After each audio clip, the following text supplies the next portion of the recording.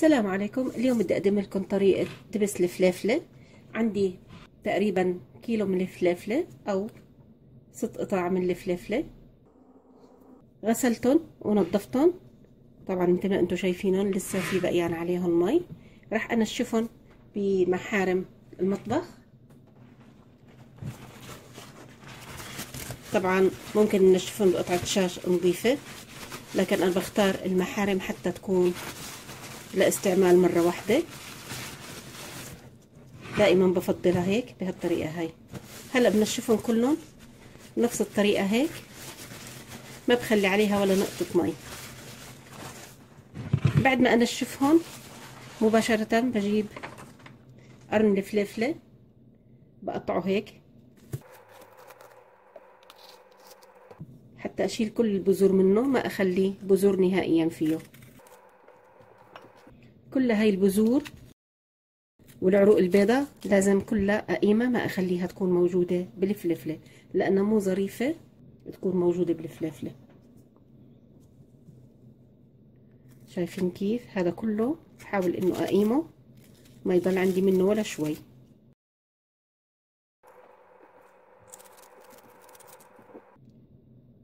شايفين البذور كيف بتطلع مع العروق؟ ما بضل عندي نهائيا بذور، واذا ضل ممكن اني اقيمها بهالشكل هذا. بكمل باقي الفلافلة على نفس الطريقة.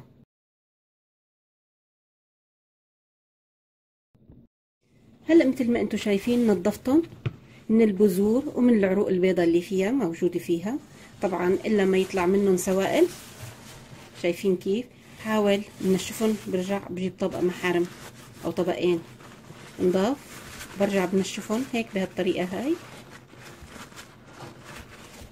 باخدهم بصفهم على صينية بالفرن، بحطهم هيك بهالطريقة هاي.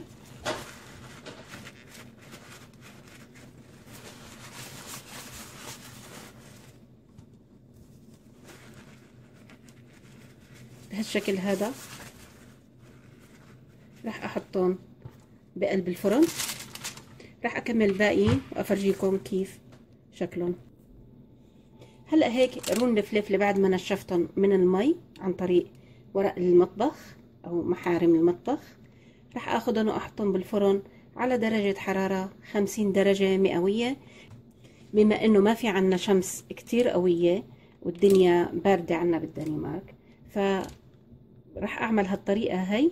طريقة سهلة طبعا. هلا هاللون راح ياخدوا عندي بحدود الساعتين على درجة حرارة 50 على الهواء. هلا هون راح افرجيكم كيف راح نحطها على المروحة. بالنسبة للفرن عندي هون اذا واضح معاكم، المروحة هون ما فيها نار لا من فوق ولا من تحت، فقط هواء على حل. هذا هنا في له درجة حرارة من فوق، وهذا له درجة حرارة من تحت، فنحن اخترنا فقط المروحة. وعندي درجة الحرارة حطيتها على 50 حتى يتنشفوا تنشيف معي. انا ما بدي اياهم ينشفوا شوي، مثل درجة حرارة الشمس تقريبا.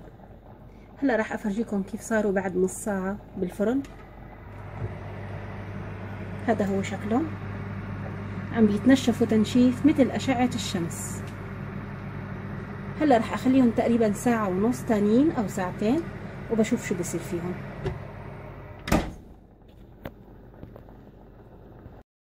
هلا هيك الفلفلة صارت ناشفة عندي، تقريبا ناشفة مو كتير. ما بدي اياها تجف نهائيا وتصير قاسية. بهالشكل هذا بدي اياها. تقريبا ضلت بالفرن مدة 5 ساعات على درجة حرارة 50 درجة مئوية. هلا بتركهم تقريبا مدة ساعتين وبعدين برجع بشتغل فيهم. هلا هون بعد ما تركت الفلفلة تقريبا ساعتين، شايفينها كيف جفت؟ يعني حتى لو ما ضلت بالفرن كمان بتجف اكتر واكتر.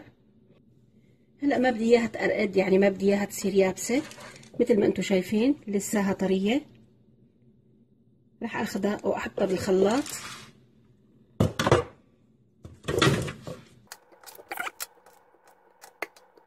يعني نشفت معانا على الاخر. اذا بدي افرجيكم هاي، شايفين كيف شكلها؟ نشفت بالشكل اللي بدي اياه. هلا هيك حطيتهم بالخلاط. هلا راح اضيف معلقه ملح خشن خاص للمونه بدون يود. راح اخلطهم بالخلاط. راح اخلطهم خلطه خفيفه، ما بدي اياها تصير ناعمه هريس، بدي اياها تكون خشنه شوي حتى تبين بالطبخ لما بدي احطها بيناتهم. هلا راح اشغل الخلاط عليها.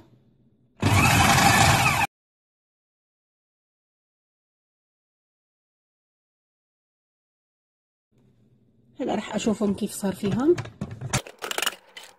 تقريبا بدها شوي هيك خلصت معي. راح افرجيكم قوامها كيف صار معي. اذا لقيت بدها شوي تاني كمان برجع بطحنها.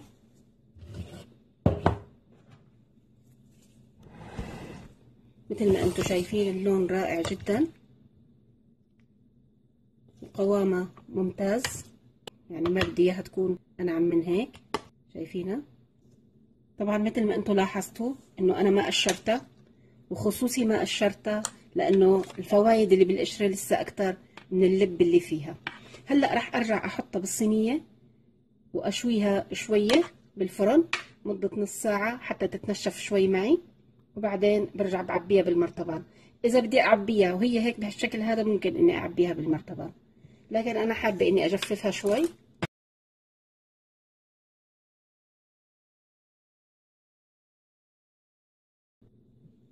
هلا بمدها بهالشكل هذا حتى تنشف معي.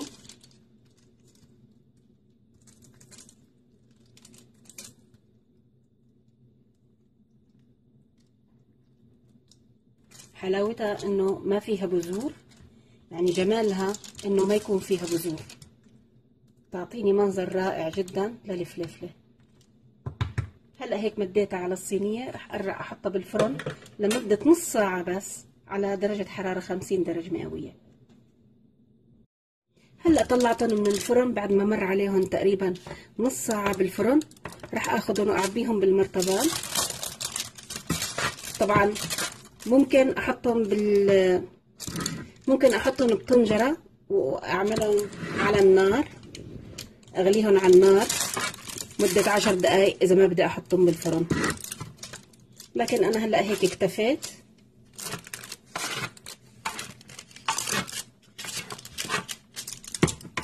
بجمعهم هيك بهالطريقة هاي.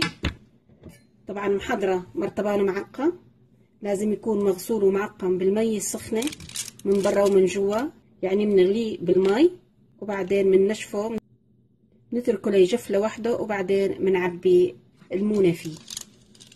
هلا هيك رح احط الفليفلة. طبعا مثل ما لاحظتوا بالفيديو انه حطيت لهم ملح، والملح خشن، والملح هو حافظ لهي المواد. دائما نستعمل الملح او السكر كمواد حافظة للمونة. هلا هون في عندي زيت زيتون راح اضيفه عليهم حتى ما يصير عفونة على وش الفليفلة، فانا هلا هيك بضيف شوي، بخلطهم مع بعضهم بالاول بهالطريقة هاي،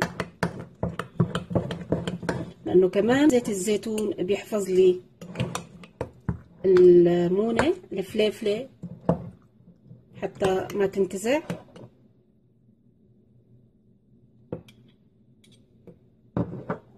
بدي بحركهم كمان، لازم ما يضل فراغات بقلب المرطبان حتى ما يتسرب الهواء بداخلهم.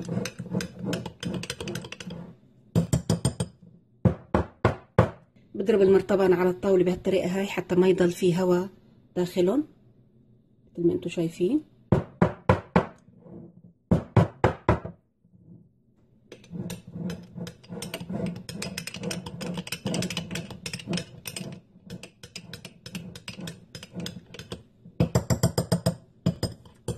هلا راح احط على وشهم زيت الزيتون. طبعا خليه يغمرن، اذا ناقصني شوية برد بضيف.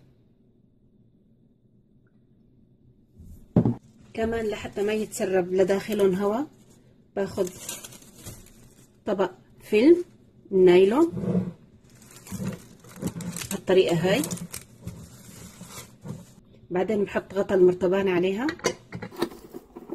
وبحفظها بشكل جميل. بسكر الغطا بشكل جيد.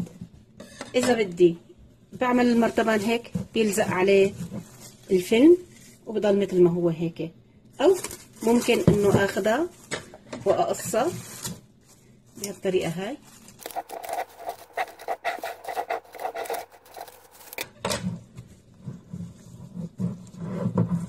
هيك خلص صارت مثل الزق ملزقة على المرطبان وما عاد يدخلهم نهائيا هوا. هلا مثل ما هو باخده للمرطبان وبحطه بالبراد، بحتفظ فيه بالبراد. طبعا مثل ما بتعرفوا في عدة طرق لحتى نعمل دبس الفليفلة. ممكن نجففها على الشمس، ممكن نجففها على النار، ممكن نجففها بقلب الفرن، ممكن بالمروحة، بأي طريقة ممكن نخترع ونجففها. طبعا الدول اللي درجة الحرارة عندهم مرتفعة كتير ممكن انه يشمسوها تشميس كتير ظريفة وسهلة، لكن يحافظوا عليها انه ما يجي عليها غبار او نوع من انواع الحشرات. طبعا لازم يغطوها بالشاشة. انا بفضل اعملها بالفرن انظف واحسن ومعقمة بشكل جيد. هاي هي طريقتي للفليفلة، ان شاء الله انها تنول اعجابكم. معكم مطبخ مدام ابتسام، اهلا وسهلا فيكم، صحة والف عافية.